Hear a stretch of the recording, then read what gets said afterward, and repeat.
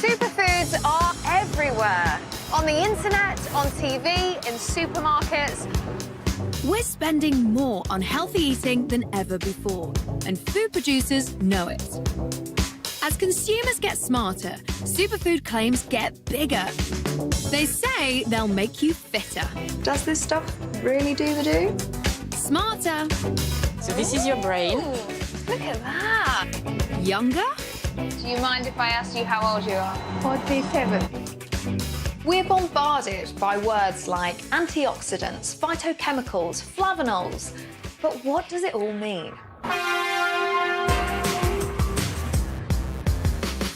I'm on a global quest for the truth behind the hype. Hello, Morocco. Investigating. How do you turn this boiled soybean into natto? Testing.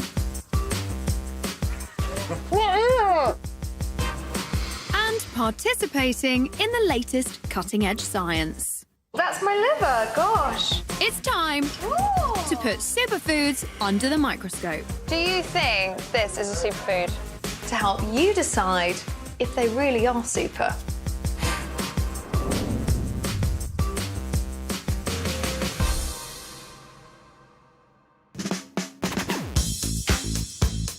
This week, I'm in Morocco to find out if this exotic spice can help fight depression. It's really good. You can taste the saffron. Will the Ethiopian grain Teff give me a boost to go the extra mile? Easiest hours running in my life. First, we drink 2 billion cups across the world every day. It's coffee. Giving up coffee is often part of a health kick, but does it deserve its age-old bad reputation? New research suggests not, with studies revealing that coffee could actually protect against liver disease. To investigate, I'm off to Italy. Down there is the Bay of Naples. Buongiorno. Here, coffee is part of the culture. Cafe. In fact, the Italians drink twice as much as us Brits and have relatively low rates of liver cirrhosis compared to the rest of Europe. That is like rocket fuel. Molto forte. How many of these would you drink in a day? 6, 7. It's normal for us, Neapolitan in particular. Is a day without coffee a bad day? È un bruttissimo giorno. Espresso, few sugar, no milk, and that's the best one. Come on. Boy! Clearly, coffee is a big part of life here in Italy. I mean, the people I've spoken to are drinking 4, 5, 6 espressos a day. But is it good for the liver? I need to speak to a scientist. Naples University is leading the way with cutting-edge research into coffee's effect on the liver. Oh, Filomena? Sì, ciao. Buongiorno. Buongiorno. Kate. Professor Filomena Morisco has been studying the digestive system and liver for nearly 30 years. This sounds like a bit of a tough question, but where exactly is my liver? Here. Is that high up? Yes, it's the high part. Is it?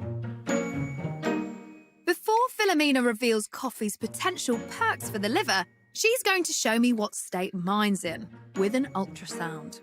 Lie down. Okay. That's my liver, gosh. Liver disease can be triggered by a high-fat diet or excessive alcohol consumption. I'm nervous. Yes, yes. I don't eat much fat, but over the years, I may have had 1 or 2 pints too many. How is it looking? No signs of liver disease. You sure about that? Yes. Luckily, my scan's healthy, and there's no sign of liver damage like in this image. But could drinking coffee really prevent this from happening? Filomena has evidence to suggest that it might. So what have we got here? This is 2 livers of rats.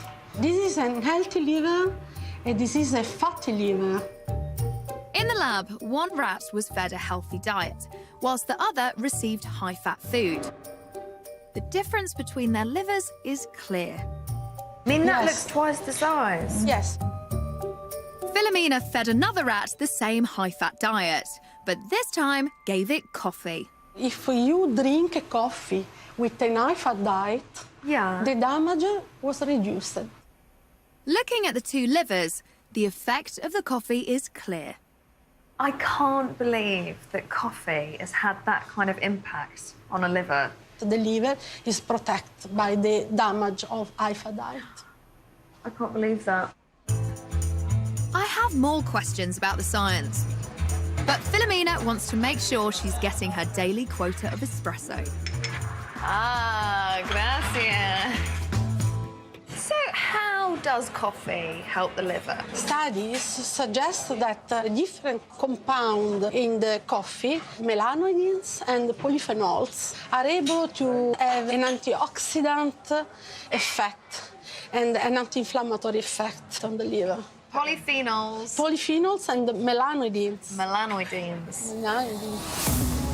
When we drink coffee, melanoidins and polyphenols pass through the bloodstream to the liver. Both of these compounds are antioxidant and anti-inflammatory. Philomena's research suggests they can neutralize toxins which can damage our liver. So, how many cups of coffee do you have to drink a day to have this beneficial effect on your liver? About 4 cups of coffee, 4. no less. That's a lot of coffee, Yes, isn't 4 it? cups. How many do you drink a day? Yes, 4 cups. 4 cups of coffee every day. Well, you're Italian. Yes. Whilst there are risks associated with excess coffee drinking, the Department of Health say 4 cups per day is considered safe. But what if you don't want to shell out on fancy coffees? This is almost a bit of a swear word. I want to almost cover your ears. But what about instant coffee? Non ho capito. What about Instant coffee. instant coffee? Yeah, the granules. Okay. No problem. Vino? It seems like instant coffee isn't even part of the Italian language. Oh, for Italian is no good, but it's same for the liver. Really? No. Yes, because the component of the coffee is the same. Great news! It seems any way you like it, coffee gets the green light as a superfood for the liver. On that, I think we should do a little chin-chin.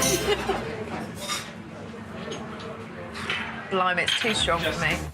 If 4 cups of coffee sounds a little strong and you want to avoid the caffeine shakes, you can.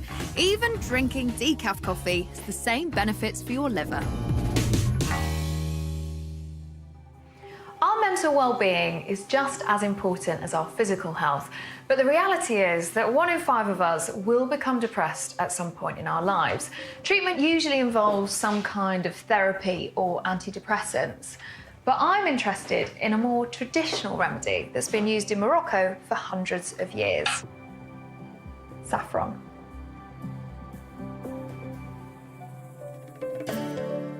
Saffron comes from the saffron crocus flower. Incredibly, you need to pick around 150 flowers to make just 1 gram of the stuff. Hence why premium quality saffron can cost up to £75 a gram. Saffron can grow in the UK, but it's here in Morocco where it's used for more than just its flavour. As the priciest spice in the world, it's often kept for special occasions like weddings. I've come to Marrakesh to find out more. Merhaba. Hello. Kate. Hanan. Hanan? Hello. Ahlan, Rizlan. Rizlan. مرحبا Rizlan and Hanan. Hanan. What is this outfit? This is the traditional dress wedding. You look gorgeous. Oh, thank you. See, I'm getting married next month. Oh, really? Yeah. And I'd love to get married in this. Really? Yeah. You want to try like this? Yeah. Okay.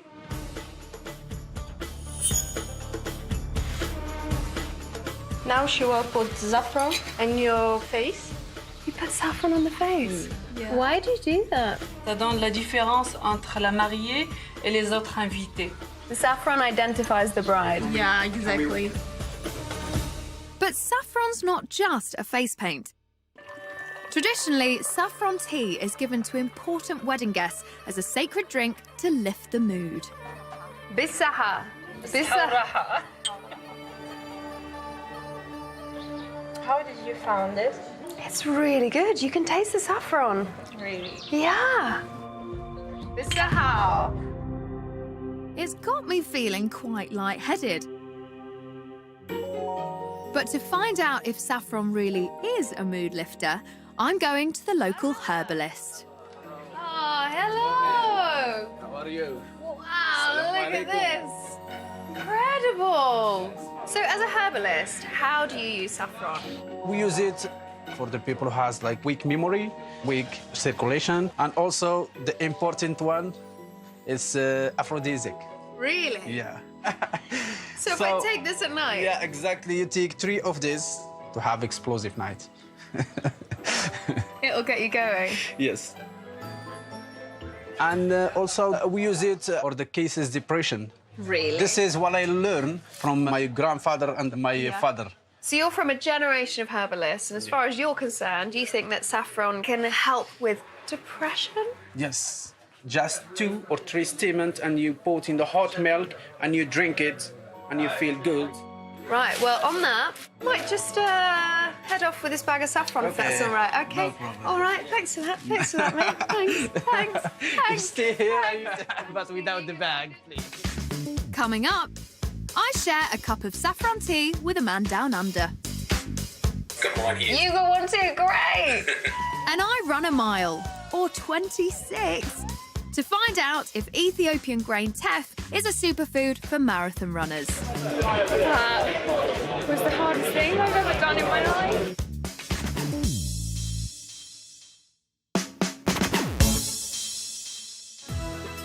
I'm in Morocco, drinking a spice worth more than its weight in gold. It's really good.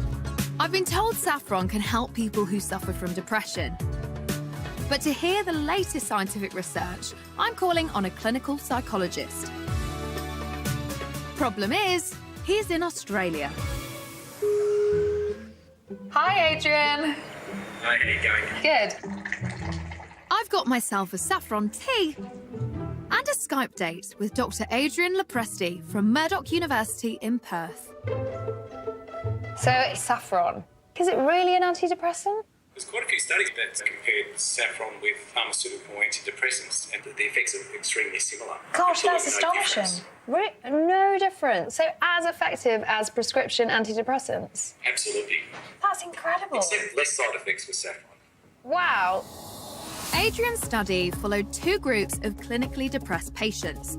One group were given a leading antidepressant, while the other were given saffron. Neither group knew which they were taking. Over the next 6 weeks, improvement was seen in both groups, and the results for antidepressants and saffron were almost identical. So, how does it work? I mean, what does it actually do in the body? Previously, depression was kind of believed to be associated with low serotonin, and the research has confirmed that it's far more complicated than that. Recent research shows us that people with depression have high levels of inflammation. They also have high levels of oxidative stress, and saffron is a nice anti-inflammatory, natural anti-inflammatory. It also is a really potent antioxidant, and it also seems to have kind of neuroprotective effects, and particularly the mood-lifting serotonin. So, kind of a range of effects on the physiology. Absolutely. There's a debate around what role serotonin plays, but Adrian is currently carrying out in-depth physiological studies into exactly how saffron works. How much saffron are we talking? Because, I mean, I've got a little cup of saffron tea here. Got mine here. You got one too, great! Well, how much saffron would you need to consume every day to have that beneficial effect? Well, the studies have used 30 milligrams of saffron. How much that translates as a tea, it's kind of difficult to determine. But in terms of kind of the saffron threads, it's probably around about 10 to 20 a day. Well, cheers to that, Adrian. Enjoy that saffron tea. Absolutely. So, the evidence is steadily growing that saffron could be an effective antidepressant with a lot less side effects than prescription drugs. So, it looks like this potential super spice could have a very happy future. But Clinical trials are still in their infancy, so while initial results look promising, it's too soon to declare it as a superfood. And of course, you shouldn't swap a medication for any superfood without talking to your doctor first.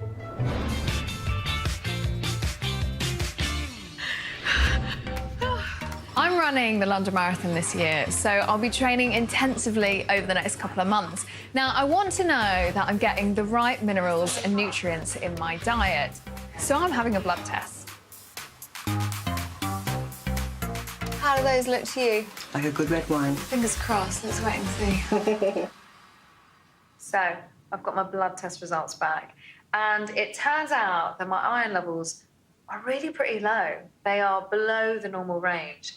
And with the marathon just 6 weeks away, I've got to do something about it. We all need iron to make red blood cells. Iron is an essential part of hemoglobin, the protein inside red blood cells that binds to oxygen. The red blood cells then carry that oxygen around the body. Everything from our brains to our immune systems need oxygen to function properly. Iron is especially important for athletes, as intensive training can deplete iron stores in the body.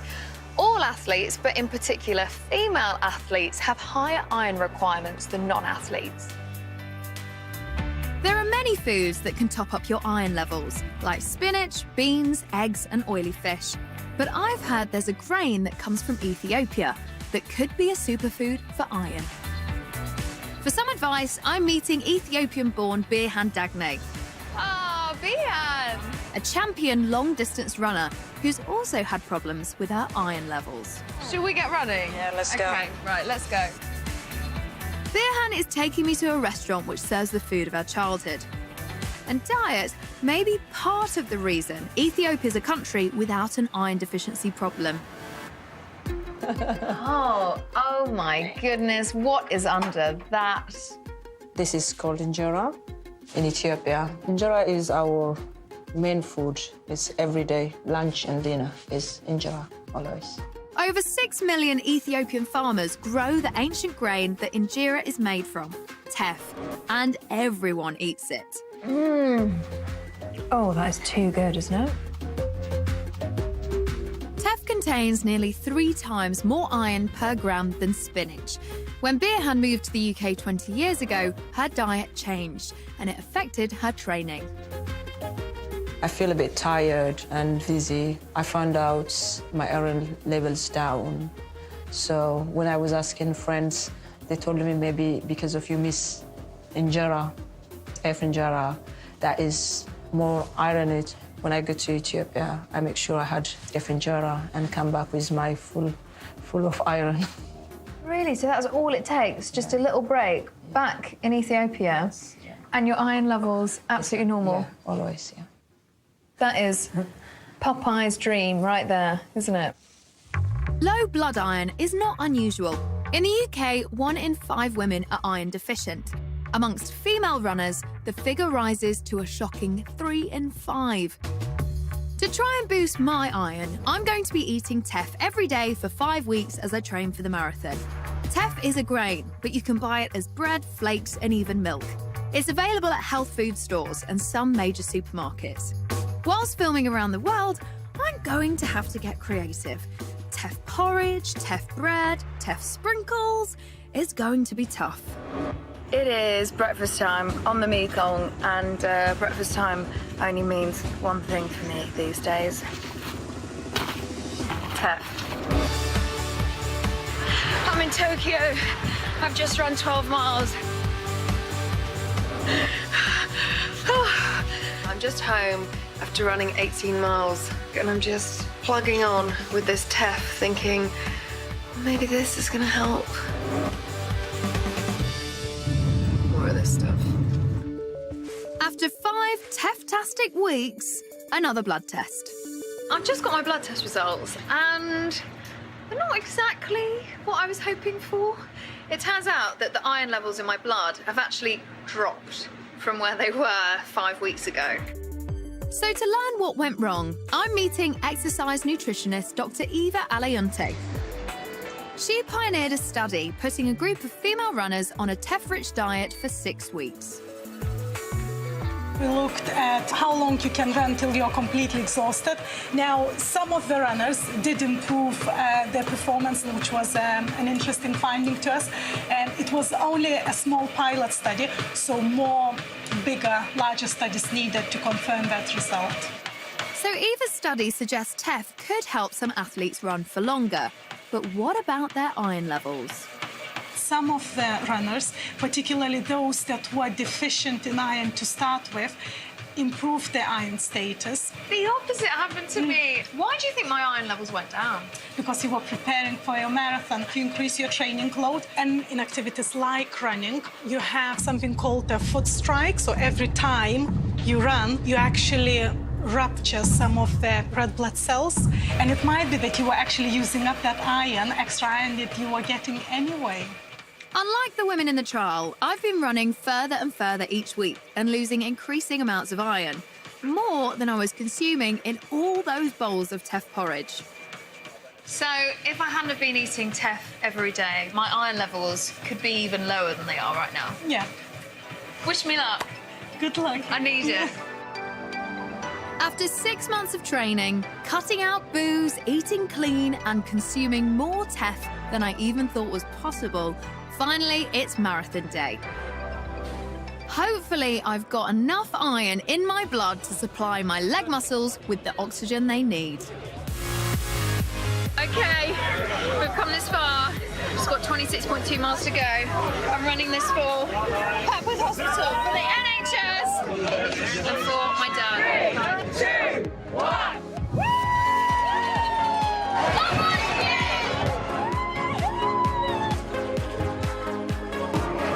Been running for an hour now.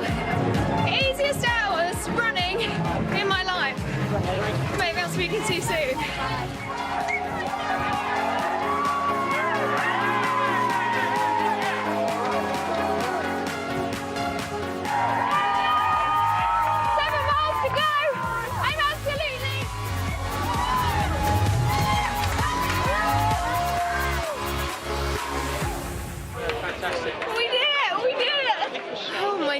So I'm trying to get That was the hardest thing I've ever done in my life. Thank goodness my iron levels weren't even lower. Maybe all that Teff was worth it after all.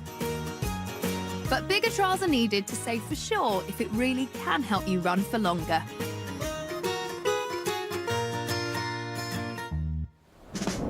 Next time, I'm in Japan to get the skinny on whether seaweed can help you lose weight. You've got a smaller waist than me. Can blue cheese really help our stomach health?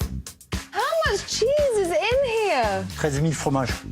And we invent a superfood of our own to see who'll buy into Icelandic chalk. He's got them eating out of his hand. So, kids with know-how tomorrow night. Brilliant brains battle it out for the ultimate accolade. The hunt for this year's child genius starts tomorrow at 8. Next tonight, though, well, they were called legal highs, but does that make them safe, clocking on for another shift in 999? What's your emergency?